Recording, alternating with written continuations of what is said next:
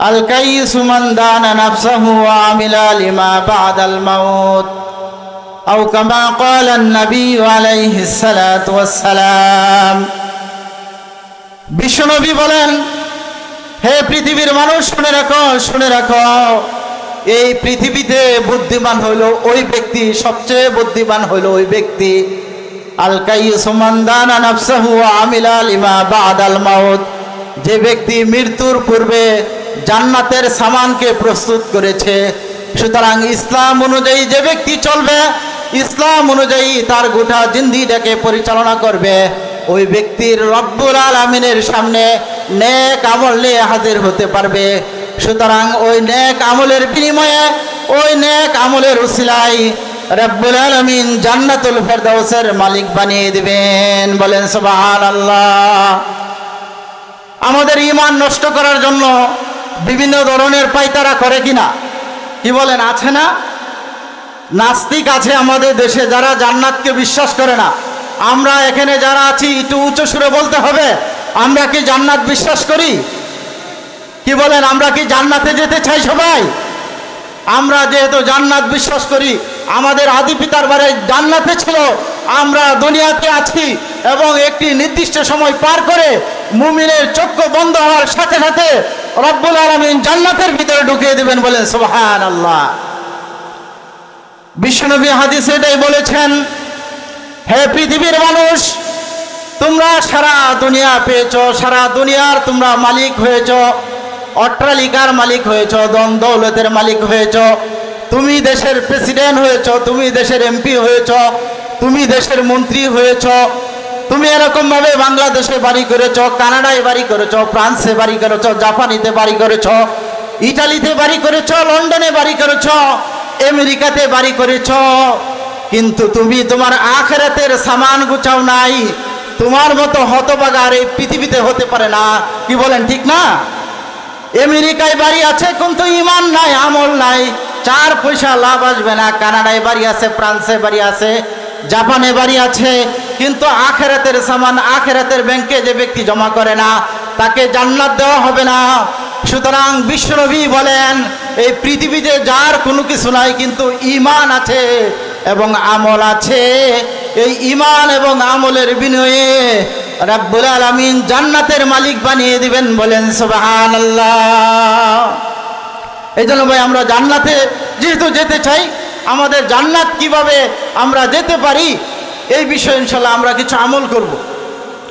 আমলটা হলো, বিশ্বনবী মুহাম্মদুর রাসূলুল্লাহ সাল্লাল্লাহু আলাইহি ওয়াসাল্লাম বলেন, ইসলামের ভিত্তি হলো 5টি বস্তুর উপর। ইসলামের স্তম্ভ, বুনিয়াল ইসলাম আলা খামসিন, শাহাদাতি আল্লাহ ইলাহা ইল্লাল্লাহ ওয়া ইকামিস সালাহ ওয়া ইতাইজ যাকাহ ওয়া সাওম রমাদান ওয়াল হজ্জি আও কামা ক্বালা an-নবী আলাইহিস সালাতু ওয়াস সালাম।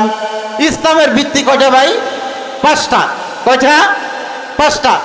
সুতরাং একেবারে সংক্ষিপ্ত আকারে বলতেছি, যেহেতু সময় অল্প।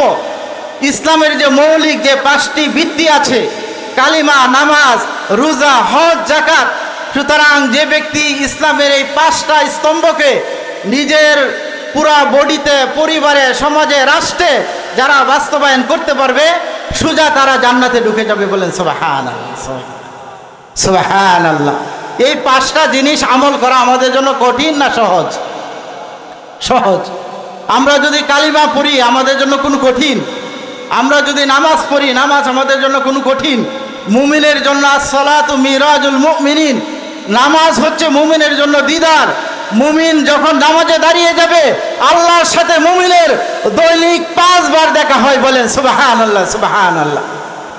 শুধু 5 বার দেখা হয় তাই নয়, যখন 5 ওয়াক্ত নামাজ আমরা সম্পন্ন করলাম, শেষ রাত্রে যখন তাহাজ্জুদের জন্য নীরবে দাঁড়িয়ে গেলাম, সমস্ত পৃথিবীর মানুষ যখন নিস্তব্ধ, তখন আল্লাহর সামনে যখন জায়নামাজে দাঁড়িয়ে তাহাজ্জুদের নামাজ আদায় করতেছি, আমি যখন আমার আকুতিগুলো, আমার মনের ব্যথাগুলো যখন আমি আল্লাহর সামনে যখন উপস্থাপনা করব, আল্লাহর কুদরতি কদমে শেষ রজনীতে যখন সেজদা করব, তাহাজ্জুদের নামাজে যখন লুটিয়ে পড়ব, আল্লাহ রাব্বুল আলামিন গুনাহগুলো মাফ করে ওই বান্দা বান্দিকে আল্লাহ রহমতের কোলে টেনে নেন। বলেন সুবহানাল্লাহ।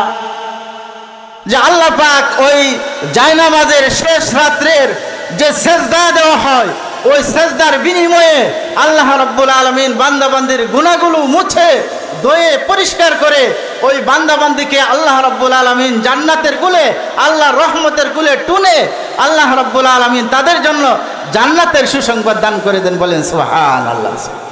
সেই জন্য ভাই আমরা মাথা কার সাথে নত করব? আল্লাহর সামনে। ইনশাল্লাহ করবো তো ইনশাল্লাহ আল্লাহর সামনে। 5 ওয়াক্ত নামাজ ইনশাল্লাহ পড়বো না? মুসলমানদের 1 নম্বর হাতিয়ার হলো নামাজ পড়া। যারা নামাজ পড়ে না তাদের ইসলামের ভিতরে কোনো অংশ নাই। আল্লাহ রাসূলুল্লাহ সাল্লাল্লাহু আলাইহি ওয়াসাল্লাম মান তারাকা সালাতান মুতাআম্মিদান ফাকাদ কাফারা।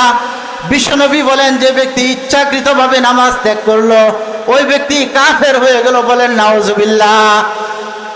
বিশ্বনবী অপর হাদিসে বলেন, মান তারাকা সালাতান ফাকাদ কাফারা।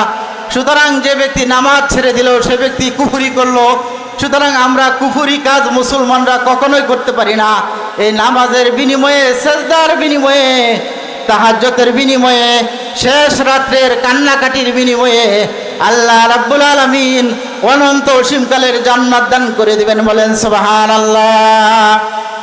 আচ্ছা ভাই, আমরা যারা দুনিয়াতে আছি, আমরা একসময় যুবক ছিলাম না, এখন যুবক হয়েছি, কিন্তু আমরা ইচ্ছা করলে কি চিরকাল থাকতে পারবো?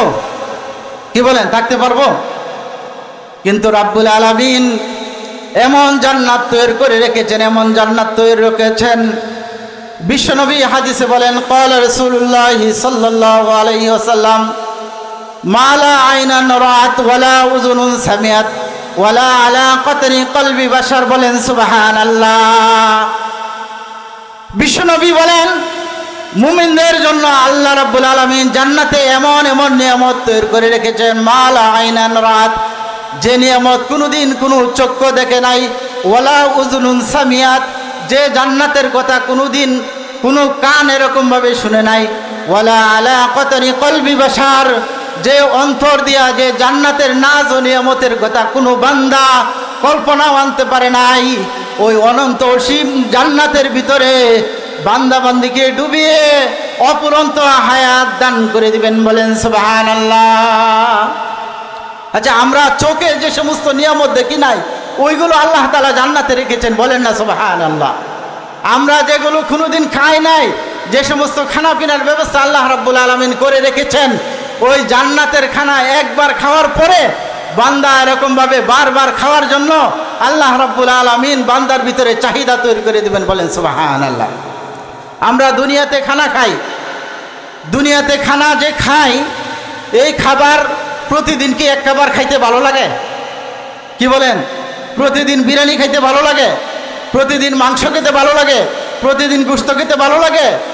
কিন্তু রব্বুল আলামিন মুমিন বান্দা বান্দির জন্য জান্নাতের ভিতরে এমন এমন খাবার তৈরি করে রেখেছেন, একটা ফলের ভিতরে 70 রকম স্বাদ রব্বুল আলামিন দান করেছেন। বলেন সুবহানাল্লাহ। যে জান্নাতের ভিতরে যে খানা হবে, এক একটা ফলের ভিতরে রব্বুল আলামিন এরকমভাবে হাজারো রকম, এরকমভাবে 70-এর ঊর্ধ্বে স্বাদ আল্লাহ তাআলা দান করে দিয়েছেন। বলেন সুবহানাল্লাহ। আচ্ছা, দুনিয়াতে যারা আছি আমরা কি এখানে চিরকাল থাকবো না চলে যাব? প্রথমে জিজ্ঞাসা করছিলাম, এই দুনিয়া ছাড়িয়ে চলে যাবো না? আচ্ছা, আমরা যারা দাড়ি রাখছি, দাড়ি রাখা এটা কি মুসলমানের বিধান না?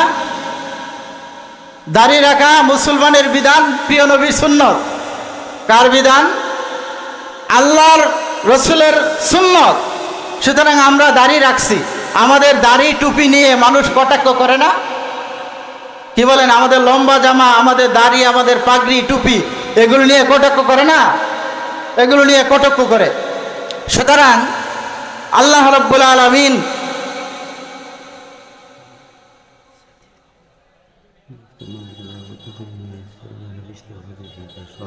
ঠিক আছে,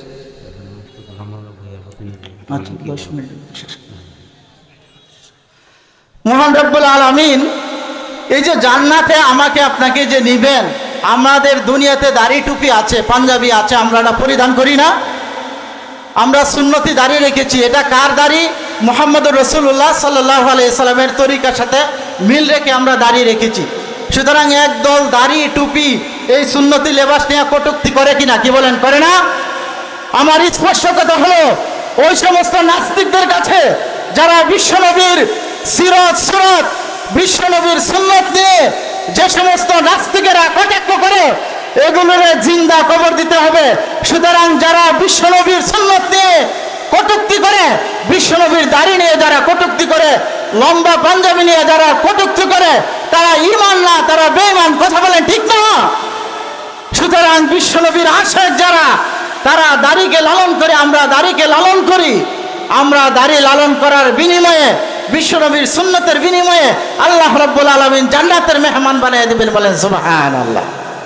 মুহতারাম হাজিরিন, দুনিয়াতে আমরা দাড়ি রেখেছি, টুপি পরিধান করেছি, মানুষ আমাদেরকে কথা বলেছে, মানুষ আমাদেরকে কত কথাই না বলেছে, কিন্তু আল্লাহর সামনে যখন হাজির হয়ে যাব, আল্লাহ যখন আমাদেরকে জান্নাতের ভিতরে ঢুকিয়ে দিবেন, ওই সময় চেহারার ভিতরে কোনো দাড়ি থাকবে না। বলেন সুবহানাল্লাহ। চেহারা এত সুন্দর করে দিবেন, এত সুন্দর করে দিবেন, 30 বছরের যুবকদের সুদর্শন চেহারা রাব্বুল আলামিন সুন্দর চেহারা দান করে দিবেন। বলেন সুবহানাল্লাহ। এমন চেহারা দান করবেন, কোনোদিন বৃদ্ধ হব না, কোনোদিন এরকমভাবে চেহারার ভিতরে এরকমভাবে চেহারা কুচকি পড়ে যাবে না, চেহারা নষ্ট হবে না, যৌবনে কোনোদিন বাটা পড়বে না, মেয়েদেরকেও 18 বছরের যুবতী বানিয়ে দিবেন। বলেন সুবহানাল্লাহ। দুনিয়ার যৌবন, দুনিয়ার সম্পদ, দুনিয়ার স্ত্রী, এগুলো কি বুড়া হয় না? জওয়ানই থাকে, কি বলেন, বৃদ্ধ হয় না?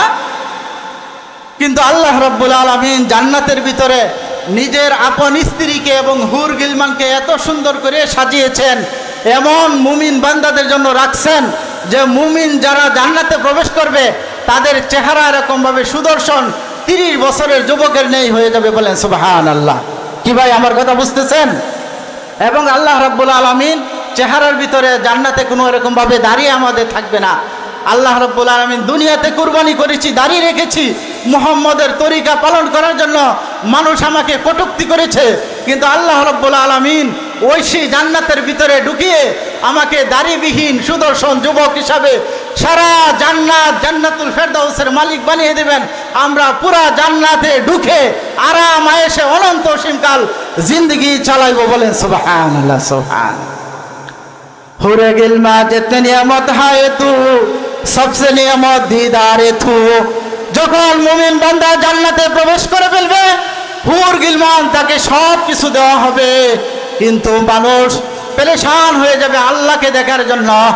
রাব্বুল আলামিন 70,000 নূরের পর্দা ভেদ করে জান্নাতীর সাথে দেখা করবে। বলেন সুবহানাল্লাহ।